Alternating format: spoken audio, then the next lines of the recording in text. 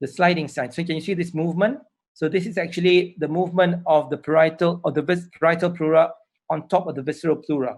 And what you see down here below is actually the reverberations or artifacts, what we call the A line. This is the A line. So these are reverberations. I won't go into the great detail of how it is generated. Okay, if we move from the right lateral chest, if we screen this again to recap, you have the liver, you have the kidney. And this is the sliding sign, or some will call the curtain sign at this point. So if you have an effusion, if you're looking down at the dependent area, you will not see this. Because when you see this, you know that you are not dealing with any fluid collection at this part, at the dependent area of the chest. If you go on the left side, instead of the liver, you will see the spleen, kidney. This is splenorenal recess and diaphragm, and this is what you're going to see. Because this is important to realize, because, for example, if you have consolidation of the lung, you need to differentiate that consolidation is not actually a solid organ of the abdomen.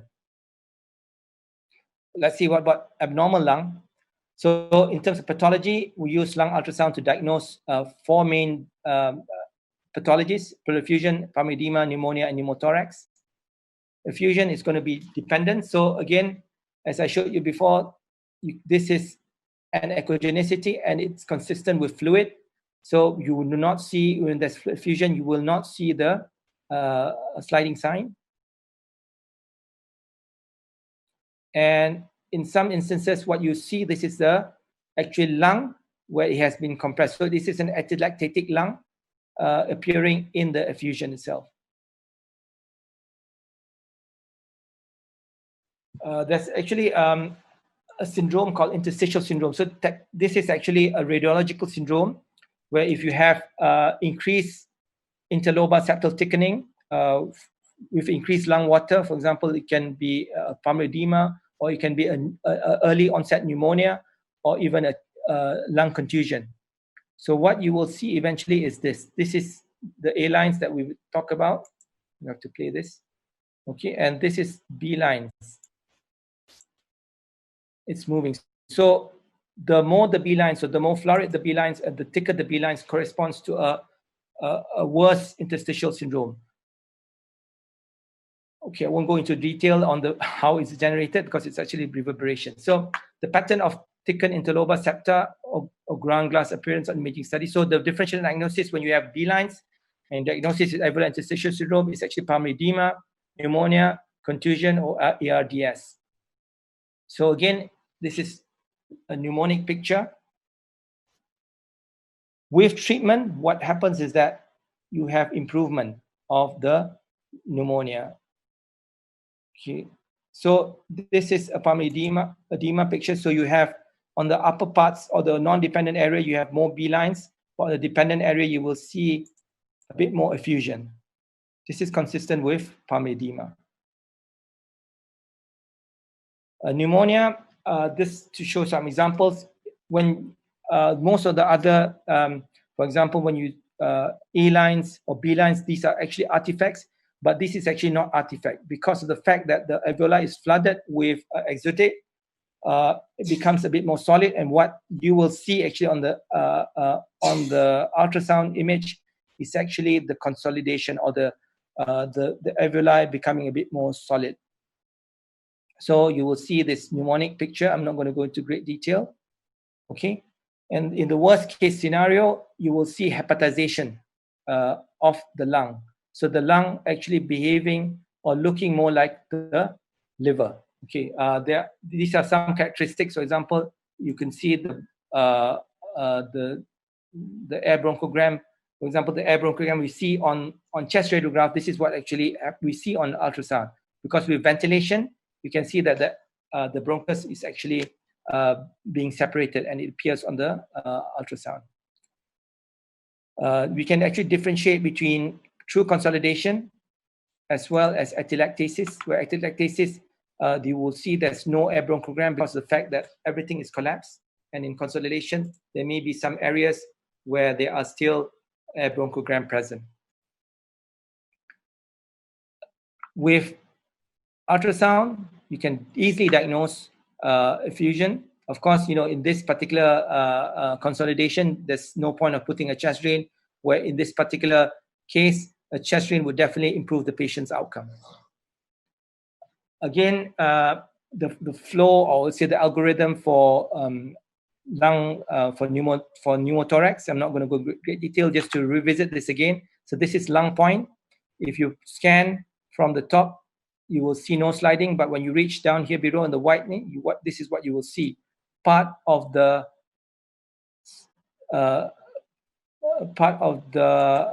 pleura is moving, for example, this one, and some part of the pleura is actually static, absent of sliding sign. Lung pulse is also one features. For example, if there is actually pneumothorax, you won't see a lung pulse, because pneumothorax means there's actually air between the visceral pleura and pleura, and the pulsation is not going to be transmitted to the chest wall. So again, this is the profile that Lichtenstein proposed.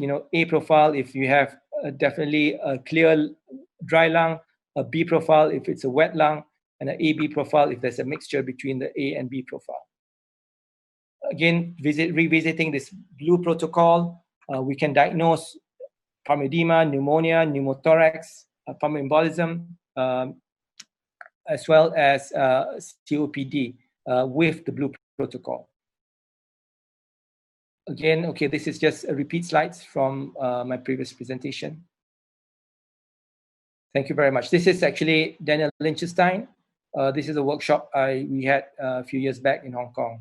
And this is Volpicelli, the main author for the international recommendations. Thank you very much. Thank you very much, Dr. Shah. That was a very comprehensive, and I think I could not what do you say, to be fully concentrated for the past hour of the two presentations. All right, I think the agenda now, I will proceed to the Q&A session. There have been a few questions that have been asked. Dr. Shah, you okay? Yeah? Or you need to have a sip of water to settle yourself? Okay, so I'll start with the first question from the audience. Do you use ultrasound to perform line placement in plane or out of plane? Why? Thank you. I use both. So of course, I use ultrasound for line placement, central lines, peripheral lines in different cases, and even now, most of my arterial line cannulation will be under ultrasound guidance. In most situations, it will be out of plane, particularly when we talk about most of my patient, the linear probe that we have is a larger footprint. So if we use an in-plane procedure, it's probably going to be quite difficult to cannulate, because the fact that our Asian necks are probably a bit shorter than Caucasian necks. But I also tend to move around a bit, so we can actually move from doing in-plane, out-plane in the same setting, so that we can, particularly when we are having difficulty to locate. So with out-of-plane, it's also the issue is difficulty to locate or to confirm the tip of the needle, which then if you have that problem, you can actually turn and try to use an in-plane technique. So both have got pros and cons. There have been a few articles showing that you can actually use both techniques to assist you in the same setting, actually. Thank you. Shall I answer the next one? Okay, the next question is, I have not me, it's the question from the audience. I have a very strong potential need to buy an ultrasound. Do you have any recommendation for how many probes I should buy? What type are those probes? And perhaps I think an addition for myself is the kind of ultrasound that you would recommend in the need of the place where they are. I think with regards to how many probes, it depends on what are you going to do. If you are trained with most of the point of care or point of care perioperative use, then probably it's good to have a linear, a curvilinear, as well as an echo probe, a phase array probe. But if you are not trained to do echo, or or you may not want to do echo, then probably 2 is enough. But I guess for completeness sake, to have 3 basic probes, which is the linear, curvilinear, and echo probe, would be the best option. Then, of course, if you're not trained, you can get yourself trained eventually, because there are some limitations. For example, you can actually do an echo using the subxiphoid, in the subxiphoid approach using the curvilinear. But if you want to use, the parasternal views and things like that, it may be actually quite difficult using the curvilinear. So the echo probe is quite necessary if you want to do echo on a regular basis. That's it now. All right, the next question. Hello, Dr. Fadil. Thank you for your presentation. I have a question. What's the difference between point of care ultrasound and perioperative ultrasound? Because I hear many doctors say both of them very often.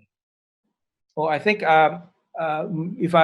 in my earlier slides, I mentioned the definition of point of care ultrasound, which means that it's clinician performed, it's bedside. So bedside meaning it can be anywhere bedside, technically, whether in the ER, in the OT, in the ICU, even in, for example, in the pre-hospital services. It can also be in the roadside. So, and the other characteristic will be focus. So I would say perioperative ultrasound is actually a subset of point of care ultrasound. So point of care ultrasound, all specialties will have some degree of point of care ultrasound. Even the rheumatologists perform their own ultrasound to look at the joints and so on and so forth. So that's actually technically point of care ultrasound. So to answer your question, perioperative ultrasound is a subset of point of care ultrasound, which is actually a bigger group. Thank you. All right, I'm going to add in this question together because it is related. Airway assessment. I think one question from the listener.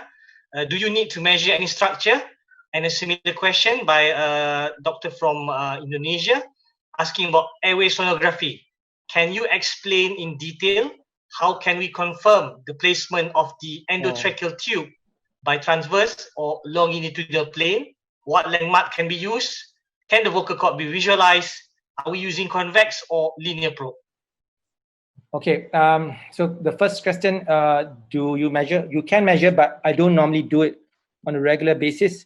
There's a lot of evidence. I would say there are studies to show that you measure, for example, the pretracheal fascia or difficulty in visualizing the hyoid bone and other measurements and ratios. You can actually predict difficult intubation or difficult airway. That's one thing, but I don't measure on my day-to-day work. I only use it when I need to, which is mainly using if assist trying to locate for example a possible difficult airway or possible surgical airway that we're planning to do, or planning as an emergency rescue if the need arises.